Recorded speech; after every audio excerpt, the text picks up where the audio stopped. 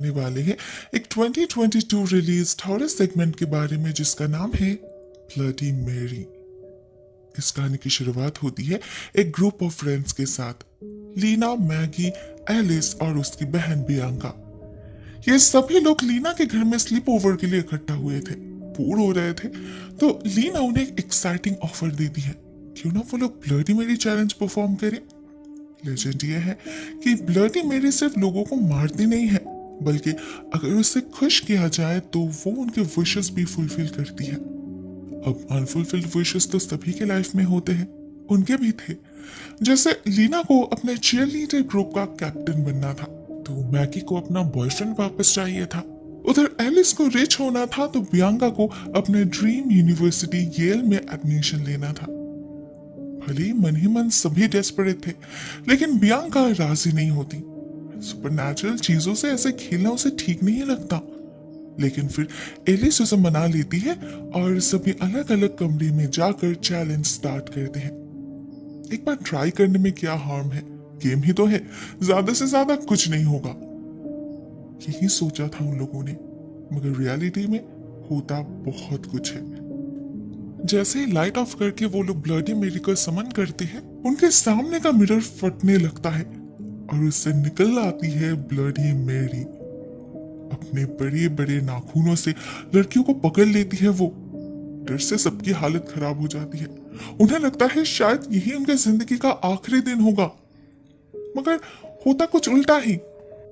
Bloody Mary उन सबके कानों में कुछ खुसफुसाती है और फिर गायब हो जाती है। अपने अपने कमरे से निकल आते हैं सभी। सिर्फ मैगी तब भी चिल्ला रही थी, तो बाकी सभी जाते हैं उसे बुलाने। और तभी एक भयानक नजारा दिखता है उन्हें।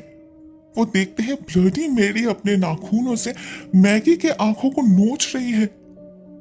इससे सभी डर जाते हैं और सभी एक साथ चिल्लाने लग जाते हैं। मगर जैसे लाइट ऑन होता है सब कुछ नॉर्मल हो जाता है। पता चलता है मैगी तो बिल्कुल ठीक है, इनफैक्ट उसने तो कभी चिल्लाई भी नहीं थी। तो उन्होंने जो देखा वो क्या था? आपस में बात करने पर उन्हें पता चलता है ब्लडी मैरी ने उन सभी को अपना डिजायर पूरा करने का एक रास्ता दिखाया है। जैसे लेना से कहा है कि अगर उसने प्रैक्टिस के दौरान अपने ग्रुप के कैप्टन को गिरा दिया तो वो उसकी जगह ले पाएगी। मैगी से कहा है कि अगर वो अपने बॉयफ्रेंड को वापस पाना चाहती है तो उसके नौ गर्लफ्रेंड के न्यूड फोटोज को इंटरनेट पे अपलोड करना होगा। बियांका से कहा है कि अगर वो येल जाना चाहती है तो उसे अपने टीचर को ब्लैकमेल करना होगा, उन पर रेप का एलिगेशन लगाना होगा। एंड फाइनली एलिस से कहा है कि अगर उसे रिच होना है तो उसे किसी और को हर्ट करना होगा। ऑफ कोर्स उनमें से कोई भी ये सब रियल में करने नहीं वाले थे, लेकिन बात ना मानने पर क्या हो सकता है उसका हिंट भी उन्हें मिल चुका था। उन्होंने मैगी की जो हालत देखी थी, हो ना हो वो एक वार्निंग ही था। सभी बहुत बड़े कश्मकश में पड़ जाते हैं और अगले दिन तो ये भी साबित हो जाता है कि ब्लडी मैरी उनका पीछा कर रही है। वो तब तक नहीं रुकेगी जब तक पैक्ट कंप्लीट ना हो जाए। ऊपर से लीना ये भी रिवील करती है कि उसके माँ के कुछ फ्रेंड्स ने भी एक बार यही खेल खेला था बरसों पहले, और आज उनमें से कोई भी जिंदा नहीं है। एक एक करके सभी की मौत हो गई। पहले उसे लगा था कि यह कोई फालतू रूमर है, लेकिन अभी तो लग रहा है उनके साथ भी यही होने वाला है। ये सुनकर सभी लीना को ही कोसने लग जाते हैं। उसे अगर ये सब पहले से ही पता था तो उसने सबको इन्वॉल्व क्यों किया? लेकिन बियांका कुछ और ही सोच रही थी। वो उनमें से सबसे ज्यादा सेंसिबल थी, तो उसे बार बार यही लग रहा था कि अगर उसने अपने टीचर पर इल्जाम लगाई तो उनका करियर तो बर्बाद हो जाएगा। ऐसा वो कैसे कर सकती है? लेकिन अगर उसने ऐसा नहीं किया तो उसे खुद मरना पड़ेगा। टेंशन में बहुत ही बुरी हालत हो चुकी थी उसकी। तब एलिस उसे संभालती है, प्रॉमिस करती है इसका कोई ना कोई सोल्यूशन वो जरूर ढूंढ निकालेगी। तब तक घर के सारे मिरर्स को कवर्ड रखना ही सही होगा। बट ब्लडी मैरी को ऐसे रोक पाना पॉसिबल नहीं था। हर एक को हॉन्ट करने लगती है वो, उन्हें याद दिलाने लगती है उन्हें क्या करना है। लीना तो इतना डर जाती है कि वो ब्लडी मैरी की बात मानने के लिए राजी भी हो जाती है। डिसाइड कर लेती है कि वो एना यानी कि ग्रुप के कैप्टन को गिरा देगी। इससे एना शायद पैरालाइज्ड हो जाएगी, लेकिन लीना तो जान से बच जाएगी। सभी बहुत समझाते हैं उसे, थोड़ा और वक्त देने के लिए कहते हैं, जरूर कोई और रास्ता जरूर निकलेगा। मगर लीना ने अपना मन बना लिया था। इवन वो अटेम्प्ट भी लेती है, मगर फिर अहम वक्त पर उसकी हिम्मत नहीं होती। वो जानबूझकर किसी को हर्ट कैसे कर सकती है। इसका अंजाम भी उसे उसी रात भुगतना पड़ता है। बहुत ही बेरहमी से कोई उसका खून कर देता है। उसके पेरेंट्स और पुलिस को लगता है जरूर ये किसी पागल चोर का काम होगा, मगर ऐसे भयानक तरीके से आंखें निकाल के ये काम शायद ही कोई इंसान कर सकता है। मैगी बिल्कुल श्योर थे ये ब्लडी मैरी ने ही किया होगा। दूसरी तरफ उसी रात बियांका को भी वार्निंग मिल जाता है कि अगर कल रात 12 बजे से पहले उसने अपना टास्क पूरा नहीं किया तो उसे उसका अंजाम भी भुगतना पड़ेगा। जैसे बियांका रोने लग जाती है। तब एलिस घर में नहीं थी, हर रात की तरह काम पे गई थी। घर लौटकर अपने बहन को देखकर और लीना की खबर सुनकर वो भी काफी हैरान हो जाती है। इसी कन्वर्सेशन के दौरान दोनों बहन के बीच का असली रिश्ता समझ आता है। हमें पता चलता है एलिस सिर्फ एक बड़ी बहन ही नहीं है, बियांका के लिए वो एक मदर फिगर भी है। उनके माँ ने उन्हें जन्म देने के अलावा और कोई रिस्पॉन्सिबिलिटी पूरा नहीं किया। कई रात उन्हें गाड़ी में बितानी पड़ी क्योंकि उनके माँ को अपने बॉयफ्रेंड के साथ क्वालिटी टाइम स्पेंड करना था। एलिस को हर रात स्ट्रिप क्लब में काम करना पड़ा, नहीं तो उन्हें खाना नहीं मिलता। ऐसे में स्कूल अटेंड करना तो बियांका के लिए सपना जैसा था। एलिस ने उसका वो सपना भी पूरा किया। दिन रात मेहनत करके अपने और अपने बहन की हर जरूरत पूरी करी उसने। शायद इसीलिए बियांका को अपने से ज्यादा उस पर इतना भरोसा है। तो जब वही एलिस उसे बताती है कि उसने शायद इसका एक वे आउट ढूंढ निकाला है, बियांका को एक होप मिलता है। एलिस कहती है आज पूरा दिन उसने इसी के बारे में रिसर्च किया है, लेकिन ट्रेडिशनली जिसे ब्लडी मैरी कहा जाता है वो तो एक वाइट लेडी थी, उन्होंने आईने में जिसे देखा वो नहीं। तो Alice black woman related research start करती है। तब उसे 19th सेंचुरी के एक लेडी मिसेस मार्गरेट वॉर्थ के बारे में पता चलता है, जो एक स्लेव कैचर थी, साथ में मर्डरर भी। उसका केबिन जो इसी शहर के मिसौरी रिवर के पास घने जंगल के अंदर था, वो सिर्फ मिस्टीरियस ही नहीं था बल्कि कर्स्ड भी था। कई सारे लोगों को आखिरी बार वहीं देखा गया था, स्पेशली ब्लैक पीपल को।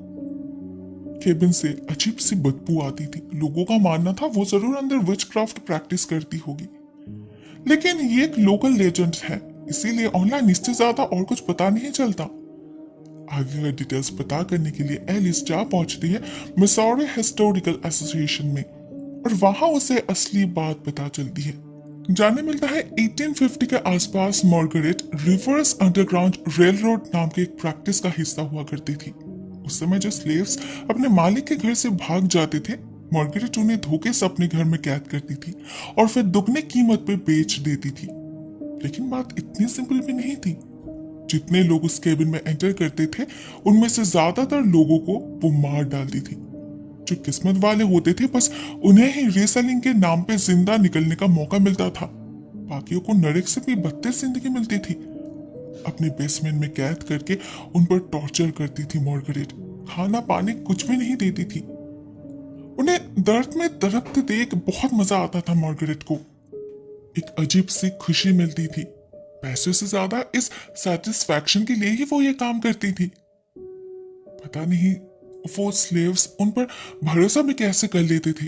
मे बी उसकी अपनी मेट भी एक ब्लैक वुमन थी, इसीलिए रात में जब चारों तरफ सब कुछ शांत पड़ जाता था, वो मेट जाकर उन लोगों को बुला कर लाती थी और फिर बेसमेंट में कैद करके मार डालती थी। कई सालों तक ऐसा ही चलता रहा और फिर एक दिन इस केबिन से बहुत ही गंदी स्मेल आने लगी। पुलिस ने चेक किया तो कई लाशों के साथ मार्गरेट की लाश भी मिली। बाकी स्लेव्स की मौत तो उससे पहले ही हो चुकी थी डिहाइड्रेशन की वजह से, मगर मार्गरेट को किसी ने खून किया था, एक बहुत ही पुराने चाकू से। पुलिस को कभी पता नहीं चला वो खूनी कौन था, मगर लोगों ने गैस कर लिया कि जरूर कोई स्लेव ही होगा। पूरी कहानी सुनने के बाद एलिस का शक और स्ट्रॉन्ग बन जाता है। उसका मन कह रहा था होना हो ब्लडी मैरी इसी कहानी से जुड़ी होगी। इसके जड़ तक पहुंचने के लिए उसे इस केबिन तक पहुंचना होगा। ज्यादा वक्त नहीं है उसके पास, ना गलती की कोई गुंजाइश। एट द सेम टाइम उधर हम मैगी को देखते हैं। वो ऑलमोस्ट हार मान चुकी थी। अपने एक्स के न्यू गर्लफ्रेंड की प्राइवेट फोटोज इंटरनेट पर अपलोड करने के लिए तैयार हो चुकी थी वो, क्योंकि वो लीना की तरह मरना नहीं चाहती थी। मौत के डर से इतने नीचे गिर चुकी थी वो कि किसी और की जिंदगी को खराब करना भी उसे ठीक लग रहा था, जबकि ब्लडी मेरी ने उसे ऑलरेडी दिखा दिया था कि इसका अंजाम क्या होने वाला है। वो लड़की इसके वजह से सुसाइड करने वाली है। फिर भी प्रियंका उसे बहुत समझाती है और फाइनली मैगी खुद को रोक भी लेती है। उस दिन जब स्कूल से बियांका घर लौटती है तो वहां एलिस उसका इंतजार कर रही थी। वो उसे अपना प्लान बताती है और उसे साथ लेकर जाती है उस बिल्डिंग में उस डैगर को चुराने। क्या पता कोई काम आ जाए।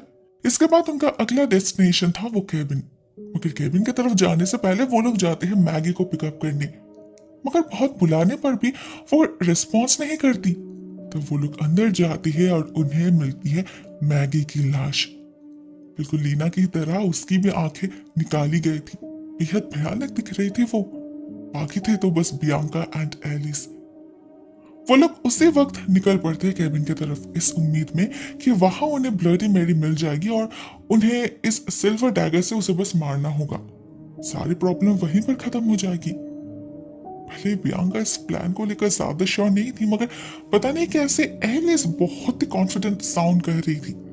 इवन वो केबिन के सामने पहुंचकर खुद अपने मौत को बुलावा भी देती है, समन करती है ब्लडी मेरी को। और जब वो आती है बियांका को लगता है एलिस जरूर उस चाकू से आईने को तोड़ देगी या फिर कुछ और करेगी, मगर एलिस बिल्कुल चुपचाप खड़ी रहती है जैसे किसी और चीज का इंतजार कर रही है वो।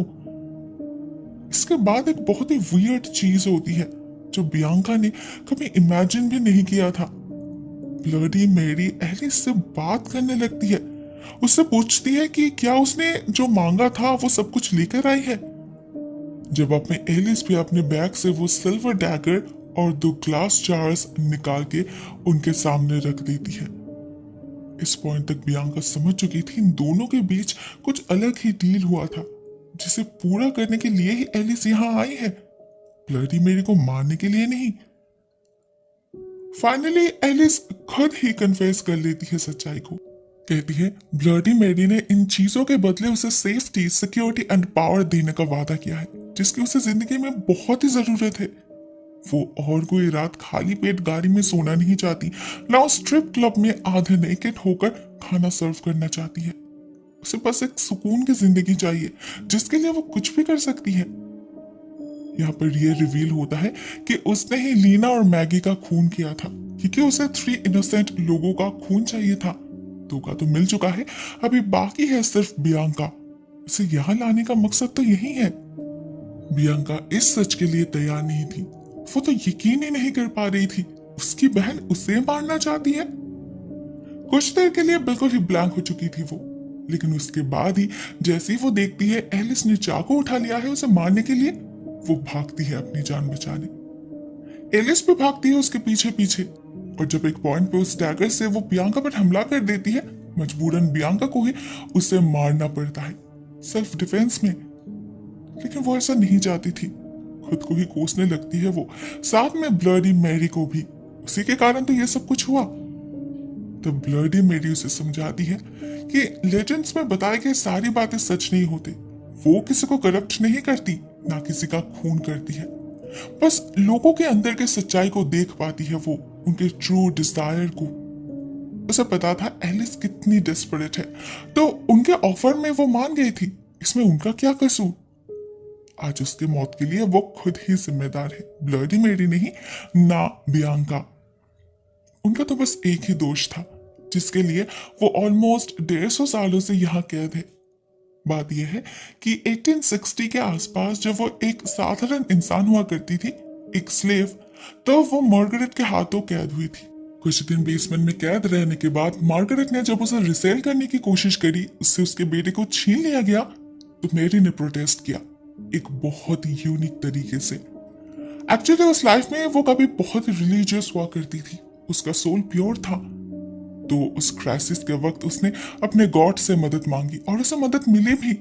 बिजली की एक झटके में सारे गार्ड्स बेहोश होकर गिर गए, मार्गरेट भी। उस समय अगर मेरी चाहती तो वो भाग सकती थी, लेकिन उसने उल्टा रिवेंज लेने का सोचा। चाकू से मार मार कर मार्गरेट की जान ले ली और साथ में उसके मेट की भी, जो उन्हीं में से एक थी। ये उसे करना नहीं चाहिए था। इससे मैरी की सोल करप्ट हो गई, वेंजेंस के आग में जलकर काली पड़ गई। इसीलिए उसे सजा भी मिली। उसके गॉड ने उसे आईने में कैद कर दिया और तब से वो यहीं पर इंतजार कर रही है कि कोई आए और उसे आजाद करे। वो भी बिल्कुल अकेली है, बियांका की तरह। बियांका उसके दर्द समझ पा रही थी, तो वो डिसाइड करती है कि वो खुद ब्लडी मेरी को आजाद करेगी। बदले में उसे कुछ नहीं चाहिए। वो उस डैगर से अपना हाथ काट के बाकी खून के साथ ब्लडी मेरी को देती है पीने के लिए, और जैसे ही ब्लडी मेरी उसे पीती है वो आजाद हो जाती है। लेकिन सिर्फ इतना ही नहीं होता, मेरी की सोल तो अपने प्योर फॉर्म में वापस आ जाती है, मगर बदले में बियांका फंस जाती है मिरर के अंदर, क्योंकि ये एक ट्रिक था। जो भी मेरी को आजाद करेगा उसे उसकी जगह लेनी पड़ेगी, जो उसने पहले बियांका को बताई नहीं थी, क्योंकि ऐसे कंडीशंस पर कोई उसे रेस्क्यू नहीं करता, वो कितना ही लालची या कितना ही इमोशनल फूल क्यों ना हो। उधर बेचारी बियांका, उसने तो कुछ मांगा ही नहीं था, फिर भी उसे ये सजा मिली। बिना किसी कसूर के फंस गई अंदर। अब उसे कितना वक्त इंतजार करना पड़ेगा, ओनली गॉड नोस। दोस्तों, ये कहानी यहीं पर एंड हो जाती है। कहानी तो अच्छी है, ट्विस्टेड है, लेकिन इसकी एंडिंग मुझे बिल्कुल भी पसंद नहीं आई। आई मीन, मेरी ने बियांका को धोखा दिया तो उसकी सोल प्यूरिफाइड कैसे हुई? बियांका तो सच में इनोसेंट थी, उसे ऐसे कैद होना नहीं चाहिए था। हमें निकलने के लिए उसे भी किसी को धोखा देना पड़ेगा और ये चेन ऐसे ही चलता रहेगा। दोस्तों, आपको क्या लगता है? Is this even justified? Share your thoughts in the comment section. आज के लिए बस इतना ही दोस्तों। Thank you so much for watching this video. बहुत जल्द मिलते किसी और नई वीडियो के साथ, तब तक के लिए टेक केयर, टाटा।